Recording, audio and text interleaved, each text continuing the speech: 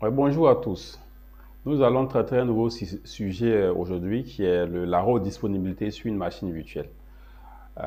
Ici, à supposer que vous avez votre machine virtuelle pour laquelle, si jamais vous avez un incident, quoi que ce soit, soit le châssis ou le serveur sur lequel la machine est hébergée, tombe en malade ou s'éteint subitement, il se peut en ce moment-là, il va censurer le fait que toutes les machines virtuelles sur ce serveur vont systématiquement s'arrêter et vous allez subir un arrêt de service.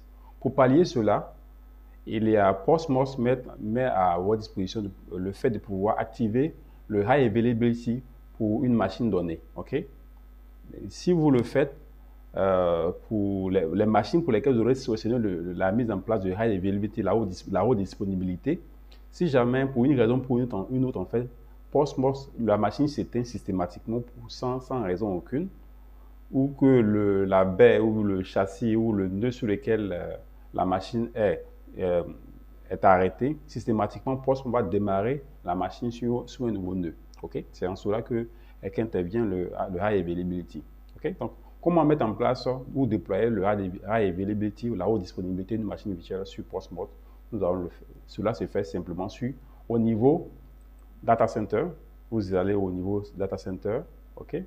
Partant de là, vous descendez au niveau achat, tout simplement. Ok, vous allez au niveau achat. Après le niveau achat, vous descendez sur groupe. Ok, et vous allez créer un premier groupe. Un groupe, en fait, que vous allez nommer par exemple groupe 1,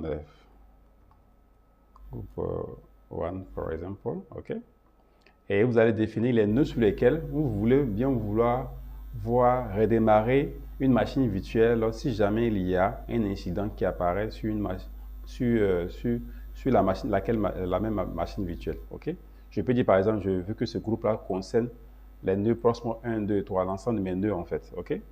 Si je ne choisis pas le Postmos 3, cela signifie que si jamais il y a un incident sur une machine donnée et que Postmos doit démarrer le serveur, il va le faire en choisissant que soit il va le démarrer que sur le poste 1 ou 2. Il aura le choix entre les deux en fait.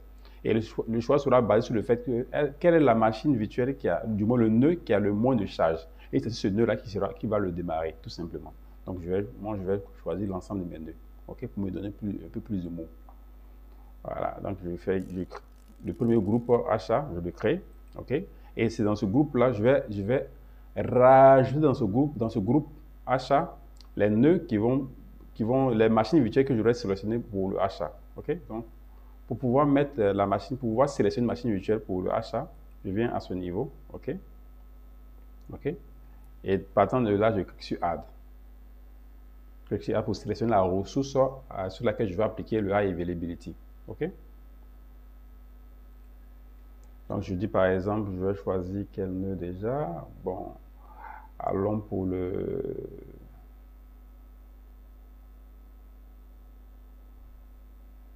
105. On va aller sur le 105, ok?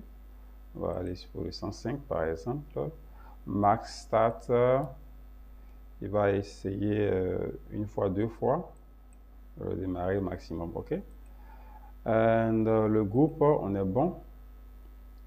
Effectivement, on va sélectionner le groupe en pour lequel le profil en fait de achat qui sera appliqué, ok?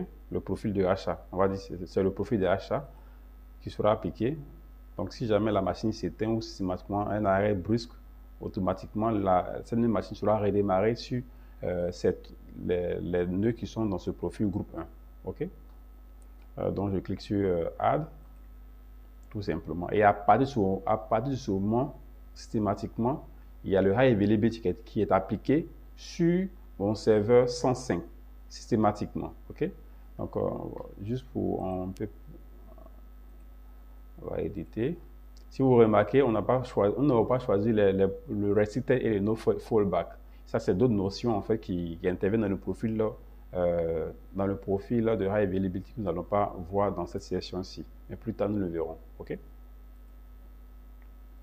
Donc, partant de là, on va maintenant tester le High Availability. Donc, mais pour l'instant, voici comment se met en place le High Availability pour une machine donnée. Ok. Dans la prochaine session, nous allons la tester et vous montrer euh, comment cela marche, tout simplement.